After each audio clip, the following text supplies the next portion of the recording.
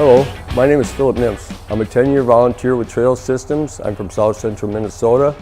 Most of my work is done in northern Minnesota in wilderness areas, clearing trails for hikers. The trail system we maintain is 34 miles long. It covers everything from low marshlands to high woodlands. We have brush, we have tall grass, we have rocks. Other equipment we used were string mowers. Some gentlemen even used their own private push mower to go through. These were not acceptable. We looked around for a piece of equipment that would do the job better than what we were using. We found the Orec Cyclone brush cutter. We used it and we are very happy with it. It just keeps going through any terrain we have and any material we have, it walks right through it.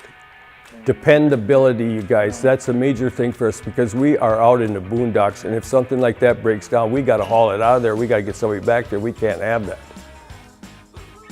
One day we did 11 miles, and that was, well, we just have never done 11 miles before, and we never would have done 11 miles without the Orec brush cutter.